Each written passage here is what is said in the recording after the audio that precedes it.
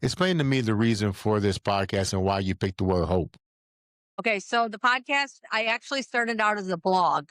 I was going to start it as a blog probably in 2018.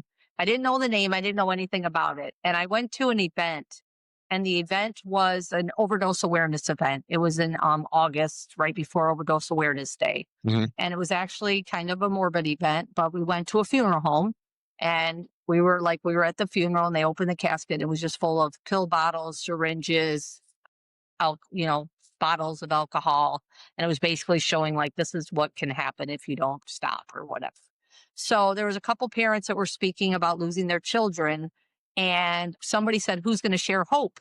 And they said, this gentleman, his name's Juan. And they're like, Juan is. And I was like, hope. I love that word. So I was driving home, and I kept going, helping other people. And I kept hearing evolve. And I'm like, nope, I don't like the word evolve. And I kept trying to think of something else. And I got home, and I pulled in my driveway.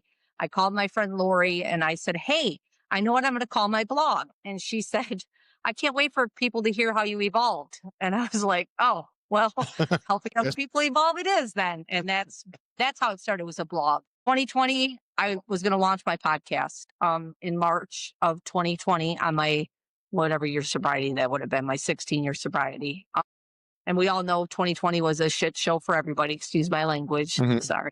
But in February 14th of 2020, my best friend, who had been clean and sober for 5 years, took a Percocet and was pure fentanyl, and he overdosed and died. Wait a minute. Say that again.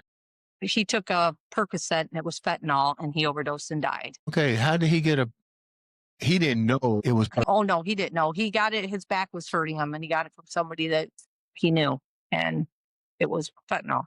Yeah. So that put me on hold a little bit on my podcast. And then COVID came, and that put things on hold. And then April of 2020. And I kind of say these things to let people know that when life happens, even if you are an alcoholic, addict, or whatever it is, you don't have to go back to it because life happens. April 3rd of 2020, my good friend in Arizona was shot 14 times and killed by her husband. Yeah. Okay. Say that again. Your best friend. No, a good friend. A good friend of yours. Her ex-husband to be shot her 14 times in her car. Okay. Can I ask why? I don't know. He said through the court hearings, he said he wanted to have a conversation with her, and she wouldn't have a conversation with him.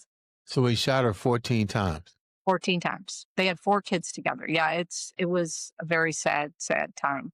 And it was during COVID, so I couldn't even fly. And I'm usually the light. Like, I'm the one that can bring peace and light and joy to people. And I couldn't fly to Arizona, and it was tough. And he's probably in jail. Did he have a mental issue or something? Well, he's in prison for the rest of his life. He'll never get out. He will be in a box when he dies in prison. What about the guy that gave your best friend the fentanyl? If they ever found out who it was, I don't know. I don't think they did. And then in August of 2020, my mom passed away. So it was like, so in 21, I said, that's it. I'm starting this podcast, and I'm 154 episodes in now. Congratulations. Thank you. What's been the most 2 impactful? I'll give you 3. The most 3 impactful podcasts out of all the.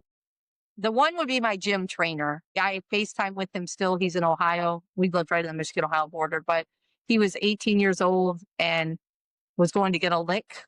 I mean, some people know what a lick is. Some people don't. It's to go get a lot of money at once.